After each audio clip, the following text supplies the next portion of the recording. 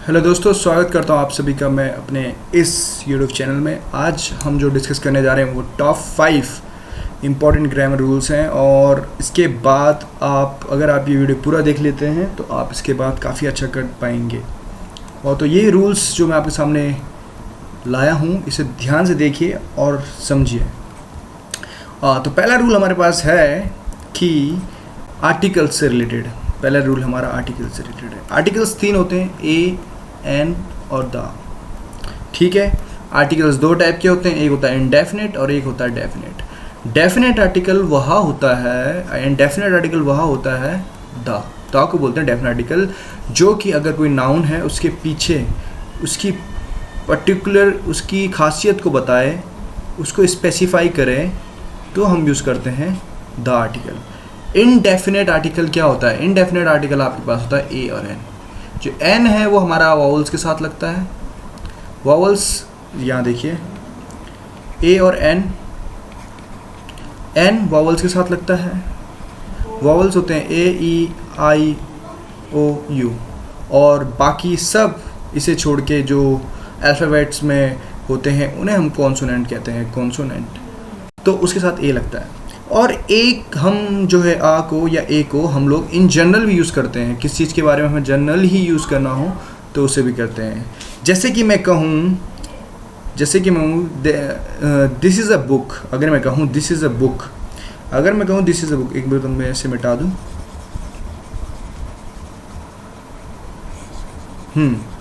अगर मैं कहूँ देयर इज़ अ बुक, या देर भी हटा के अगर मैं इसे दिस कर दूं, एक चीज़ समझाने के लिए आपको,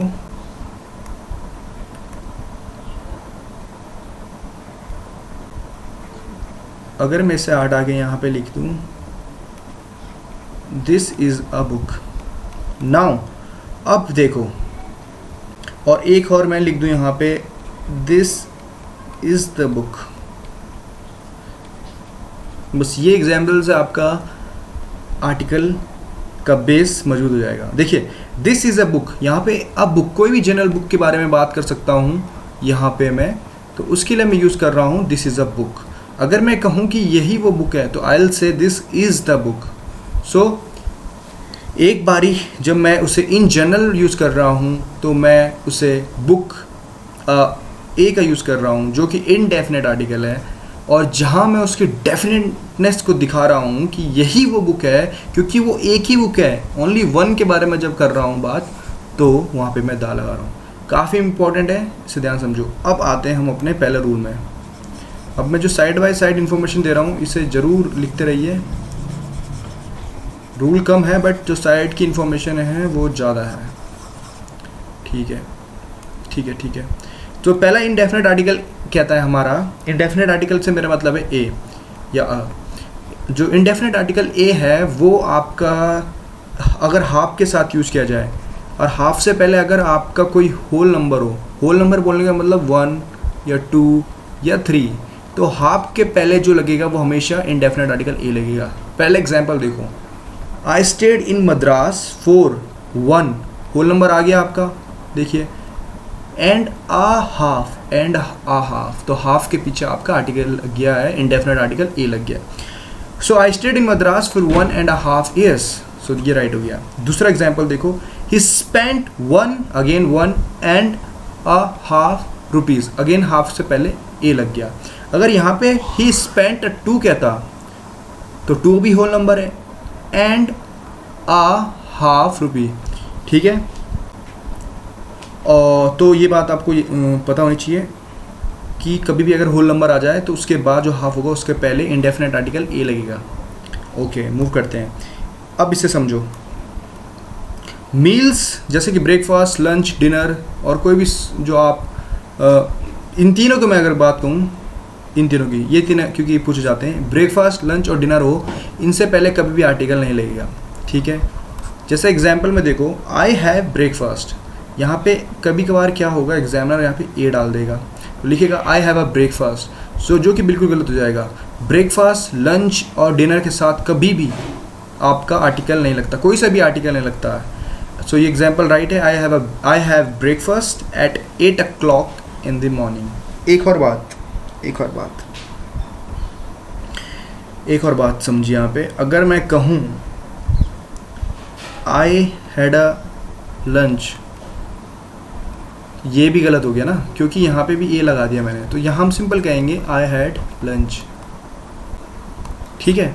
तो बेसिकली मेरा मतलब क्या है कि आमचाल की भाषा में कभी कभार हम लोग क्या करते हैं, भूल जाते हैं ग्रामेटिकल रूल्स को, जो कि चलता भी है, उसमें कोई प्रॉब्लम नहीं है। बट अगर ये एग्जाम पॉइंट ऑफ व्यू से है तो इसे याद रखिए, ये रूल बाय हार्ट याद कीजिए, ब्रेकफास्ट, लंच और डिनर। और कभी भी बोलें तो इसे ऐसे ही बोलें, ना कि कोई एरर के साथ बोलिए। दूसरा देखिए, ये साइड की इन्फॉर्मेशन है, अभी रूल नंबर 2 बाकी है, ठीक है।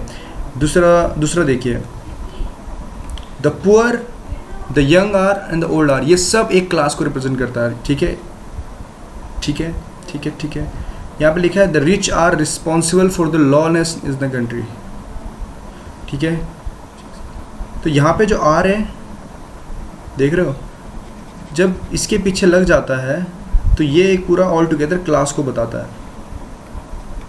तो मेरे को यहाँ पे यही समझाना था कि the poor, the young are, इनके पीछे जब ये लगता है द, तो ये एक क्लास बताता है ऑल टुगेदर, ठीक है। ये आपको याद रखना है।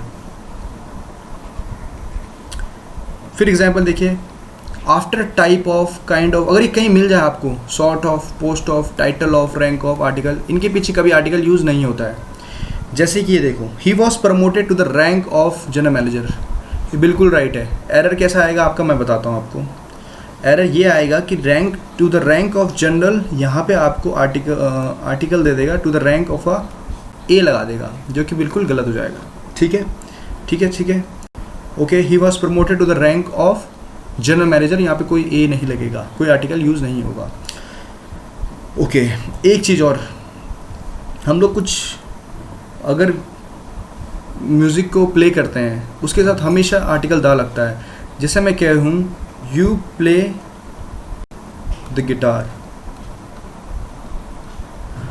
देखिए प्ले लग गया है, और प्ले के साथ अगर कोई म्यूज़िकल इंस्ट्रूमेंट हो, म्यूज़िकल इंस्ट्रूमेंट कुछ भी हो सकता है, पियानो, गिटार, हारमोनियम, उससे पहले हमेशा आर्टिकल दा लगेगा। ये सबसे इम्पोर्टेंट रूल है, इसको बाय हार्ट याद होना चाहिए। तो ये जो लाइन लिखी है काफ़ी इम्पोर्टेंट है। The grammar dictates that we always play the musical instrument, ठीक है। हमेशा हम म्यूजिकल इंस्ट्रूमेंट के पीछे दा लगाएंगे अगर हम उन्हें प्ले कर रहे हैं, ठीक है। अगर मैं कहूँ कि आई हैव अ गिटार, ये बिल्कुल सही है। क्यों? क्योंकि यहाँ पे प्ले का जिक्र नहीं कर रहा हूँ मैं यहाँ पे सिंगल उसकी बात कर रहा हूँ कि मेरे पास एक गिटार है, तो यहाँ पे मैं आर्टिकल लगा सकता हूँ, आ गिटार, मतलब सिंगुलरिटी को बता रहा है। अगर मैं प्ले करूँ कभी भी तो हमेशा दा लगाऊंगा, ठीक है, या दी लगाऊंगा, ठीक है। Remember this. Okay, rule number 2 कहता है we use definite articles in front of noun. जो भी डेफिनेट आर्टिकल है हम वो किससे पहले यूज़ करते हैं, नाउन से पहले करते हैं, ठीक है, ये आपको मालूम है। और जिसके बारे में लिसनर और रीडर पहले से जानता हूँ, क्योंकि वो चीज़ सिर्फ एक ही है। मैंने आपको शुरू में एग्जांपल दिया था, this is the book. Let us suppose आप भी जानते हो कि ये कोई बुक है और मैं भी जानता हूँ कि ये कोई बुक है, और मैं कहूँ कि ये वही बुक है, तो मैं आपको यहाँ पे बोलूँगा दिस इज़ द बुक, ना कि दिस इज़ अ बुक। क्योंकि जब मैं ए लगा रहा हूँ तो वो जनरल बन जा रहा है, बट जब मैं उससे दा लगा रहा हूँ तो डेफिनेटनेस उसमें आ जा रही है, उसमें स्पेसिफाई मैं कर पा रहा हूँ उसे, तो स्पेसिफिकली मैं बात कर रहा हूँ उसी बुक की। तो याद रखना, ये सिर्फ केवल एक जब कोई चीज़ होती है तब हम यूज़ करते हैं डेफिनेट आर्टिकल द। बहुत इंपॉर्टेंट है, ये कहाँ काम आता है मैं बताता हूँ। ये आपका काम आएगा जब आप रीअरेंजमेंट कर रहे होंगे, सेंटेंस रीअरेंजमेंट कर रहे होंगे, तो आपको क्या होगा, कहीं पे दा दिया जाएगा तो आपको यूज़ ऐसे करना है कि दा कहाँ पे आएगा। तो एक चीज़ तो मैंने बता दी, जब कहीं स्पेसिफिकली उसकी बात की जा रही हो और डेफिनेटनेस उसकी हो तो हम यूज़ दा करते हैं। एक और बात तब यूज़ करते हैं हम जब कोई पहले से ही इसका किसी चीज़ का जिक्र हो चुका हो। जैसे कि यहाँ पे मैंने कहा कि the book, this is the book, तो साफ सी बात है इस बुक का जिक्र पहले कहीं अगर हो चुका हो तो हम लोग यूज़ करेंगे आर्टिकल द।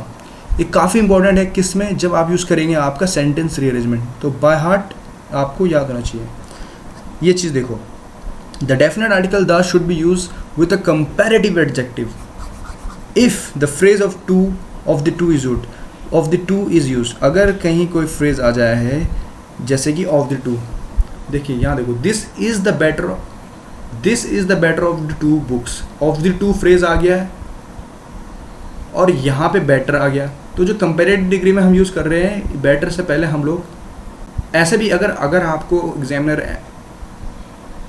प्रॉब्लम क्रिएट करना चाहता है तो वो ऐसे देगा, this is the best of the two books. अब इसको देखो, जो मैंने यहाँ पे सेंटेंस लिखा है, यहाँ पे है दिस इज द बेस्ट। पहली बात तो ऑफ द टू अगर हम कंपैरिजन कर रहे हो और कंपैरेटिव डिग्री में हो तो जो एडजेक्टिव होता है यहाँ पे बेस्ट आएगा नहीं, तो उससे पहले हमको यहाँ पे बेस्ट हटाना पड़ेगा और यहाँ पे हमें लिखना पड़ेगा बेटर। याद रखना ये चीज़ काफ़ी इंपॉर्टेंट है कि ऑफ द टू अगर फ्रेज कहीं मिल जाता है ऑफ द टू, तो उससे पहले जो कंपैरेटिव डिग्री वाला एडजेक्टिव लगता है और उसके पहले आपका क्या लगता है, आर्टिकल द। हालांकि सुपरलेटिव से पहले this is the best book, अगर मैं यहाँ पे ऑफ द टू नहीं होता, अगर मैं सिर्फ ये कहता this is the best book, तो यहाँ पे मैं कंपैरिजन नहीं कर रहा हूँ और सुपरलेटिव डिग्री आ गया है। सुपरलेटिव के साथ हमेशा आर्टिकल द लगता है, तो ये भी एक चीज़ है जो आपको कंफ्यूज नहीं करनी। वहाँ कंपैरिजन हो रहा था दो चीज़ों के बीच और वहाँ पे फ्रेज ऑफ द टू आ गया था, इस कारण हमने वहाँ से जो बेस्ट है पहले तो सुपरलेटिव डिग्री में उसको हटाया, उसको कंपैरेटिव डिग्री में फॉलो किया, फिर उसके बाद हमने द लगाया। सो रूल यही कहता है कि कंपैरिजन में कंपैरेटिव फॉर्म लगाओ और सुपरलेटिव में सुपरलेटिव फॉर्म प्लस उसके पीछे द। ओके, मूव करते हैं। रूल नंबर थ्री काफ़ी इंपॉर्टेंट है, काफ़ी समय से इससे क्वेश्चन पूछे जा रहे हैं, ध्यान से समझना इसे। आफ्टर डाई ट्रांजिटिव और डी ट्रांजिटिव वर्ब्स जैसे कि elect, make, appoint, articles, appoint, इनके बाद जो आर्टिकल लगेगा, पहले बात तो आर्टिकल नहीं लगेगा, आर्टिकल यूज़ होगा ही नहीं इनके बाद। कब होगा फिर, जब मोनो ट्रांजिटिव वर्ब्स होंगे। अब मेरी बात सुनो, डाई ट्रांजिटिव और मोनो ट्रांजिटिव होता क्या है। अगर कोई वर्ब टू ऑब्जेक्ट की डिमांड करता है तो हम लोग उसे डाई ट्रांजिटिव कहते हैं। वहीं कोई वर्ब अगर सिर्फ एक या ओनली वन ऑब्जेक्ट की डिमांड करे तो उसे हम कहते हैं मोनो ट्रांजिटिव। इस एग्जाम्पल को देखो, इस एग्जाम्पल से क्लियर हो जाएगा। वी अपॉइंटेड लग गया, देखो अपॉइंट आ गया यहाँ से, वी अपॉइंटेड हिम। पहला ऑब्जेक्ट चेयरमैन, दूसरा फर्स्ट ईयर सेकेंड, दो लग गया ना, तो ये डाई ट्रांजिटिव वर्ब हो गया है। रिमेंबर दिस, ये अपॉइंट डाई ट्रांजिटिव वर्ब हो गया क्योंकि इसे दो ऑब्जेक्ट्स की ज़रूरत पड़ी। बहुत ईजी है ये, अब इसे ध्यान से समझो। कन्फ्यूज़न कैसे होता वो भी दिखाता हूँ। अगर यहाँ पे वी अपॉइंटेड हिम, अगर यहाँ पे जो है आर्टिकल ए लिख देता तो ये बिल्कुल गलत हो जाता, और वो देगा ऐसे ही, एग्जामिनर देगा ऐसे ही, we appointed him a chairman, कोई फ़र्क नज़र नहीं आता है। इसे नॉर्मली भी सही बोल देगा जिस बच्चे को नॉलेज नहीं है, जिस बच्चे को ग्रामर की नॉलेज नहीं है। तो यही चीज़ देखनी है, ये चीज़ें एक्सेप्शन होती हैं हालांकि, बट इन्हें समझना बहुत ज़रूरी है क्योंकि बार बार पूछे गए हैं। ऐसा नहीं है कि एक ही बार, हर बार ये पूछे जाते हैं। We appointed him a chairman, ठीक है, ये गलत हो गया तो क्योंकि यहाँ पे कोई भी आर्टिकल नहीं लगता और ये डाई ट्रांजिटिव है। अगर ये देखो, ये मोनो ट्रांजिटिव है। अब जो यहाँ पे जो ये है, इन्हें मोनो ट्रांजिटिव की तरह से यूज़ किया गया है। देखो, द गवर्नमेंट हैज़ अपॉइंटेड, अब लग सकता है यहाँ पे ए, क्योंकि अपॉइंटेड के बाद यहाँ पे सिर्फ एक ही ऑब्जेक्ट का रिक्वायरमेंट हुआ है और इसीलिए ये पहले मोनो ट्रांजिटिव है। और मोनो ट्रांजिटिव में मैंने जैसे कहा है कि ये यूज़ किया जा सकता है आर्टिकल ए। इसे समझ लो, बहुत इंपॉर्टेंट है। एक बार फिर से समझा रहा हूँ क्योंकि काफ़ी इंपॉर्टेंट है।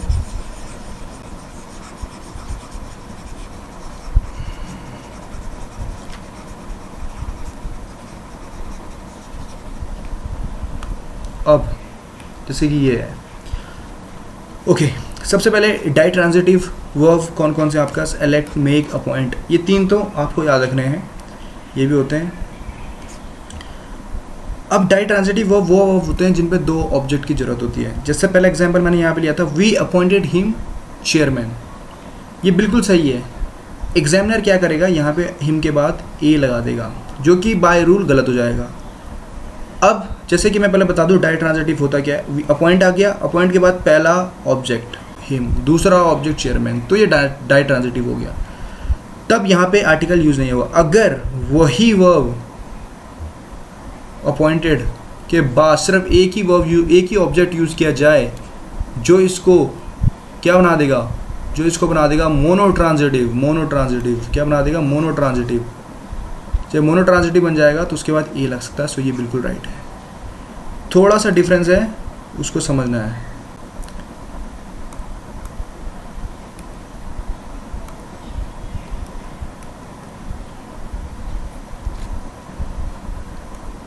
ओके मूव करते हैं नेक्स्ट स्लाइड में। एक मिनट रूल नंबर 4 देखो। ये बेसिकली ये भी एक्सेप्शन है, पर इसको भी पता होना चाहिए। अगर आपको कभी luggage, baggage, breakage, advice, furniture, information, scenery, poetry, workshop, food, bread, fish, ship, paper machine दी जाए तो इनका प्लूरल नहीं होता। सिंपल है, इनका प्लूरल कभी नहीं लिखना। देखो अब आप इसको याद कैसे करोगे, पहली मैं बात बता दूँ। एग्ज़ाम में कौन कौन से आते हैं मैं आपको बता दूँ। एग्जामिनर में ज़्यादा नहीं आएंगे। एग्ज़ाम में इंफॉर्मेशन इससे बहुत खेलता है एग्जामिनर, ठीक है, और सीनरी और ये पोइट्री, ये 3 से तो हमेशा ही खेलता है। उसको पता है एग्जामिनर को क्योंकि यही क्वेश्चन पूछना है और यही पढ़ के बच्चे आते हैं। समझो इसे।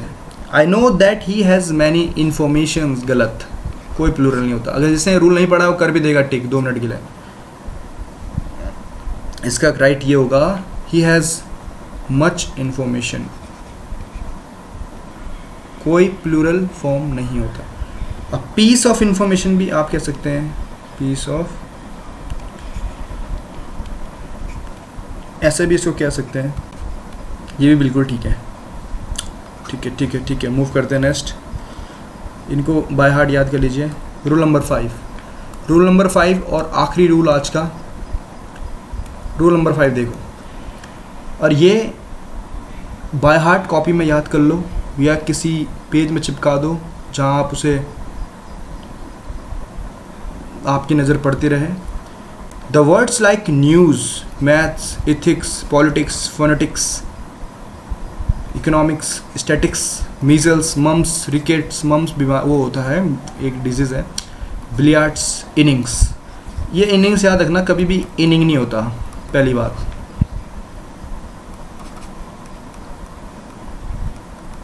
इनिंग कभी भी नहीं होता, हमेशा इनिंग्स होता है, हमेशा याद रखना। ये पूछा जाता है इसलिए मैं बता रहा हूँ आपको इनिंग्स। इसमें कन्फ्यूजन होता है क्योंकि क्रिकेट है तो काफ़ी पूछा जाता है क्रिकेट से। तो पहला एग्जांपल देखो, the scenery of Himachal Pradesh, scenery of Himachal Pradesh is very, ये बिल्कुल सही है। एग्जामिनर कैसे देगा आपको, द सीनरीज देख रहा है, इसको आपको प्लूरल बता दिया, यहाँ प्लूरल बना देगा तो यहाँ आर लगा देगा। सो बेसिकली गलत हो जाएगा। यही मैं कहना चाहता हूँ, इनका पता होना चाहिए कि किसका प्लूरल फॉर्म होता है नहीं होता है। इन्हीं के साथ एग्जामिनर आपसे खेलता है। अब देखो, the news is not reliable. पहली बात यहाँ पे, अब इसमें कन्फ्यूज़न क्या है, न्यूज़ आ गया भाई, तो न्यूज़ आ गया तो इसका मतलब लोग सोचेंगे, या जो एस्पिरेंट्स है वो सोचेंगे कि यहाँ पे एस लग गया है तो प्लूरल कर दूँ। नहीं, जो बिल्कुल गलत है। The news itself is a class, मतलब एक क्लास को रिप्रेजेंट कर रहा है न्यूज़, मतलब एक इन्फॉर्मेशन के पूरे उसको, किसके अंदर इन्फॉर्मेशन है, और ऑल टुगेदर ये पूरा एक क्लास है। तो ये जब क्लास की तरह एक सिंगल यूनिट की तरह यूज़ किया जा रहा है तो हमें क्या यूज़ करना है, सिंगुलर वर्ब जो कि इज है। तो the news is not reliable is absolutely right. तो ये 5 रूल जो मैंने आपको बताया, इनमें कमांड कर लीजिए कहीं ना कहीं किसी न किसी फॉर्म में, और आपको ये दिखेंगे। और रूल नंबर 3 आप ज़रूर याद कीजिए जो मैंने आपको बताया था, सबसे इम्पॉर्टेंट यही है इन 5 में। So thank you so much and God bless you.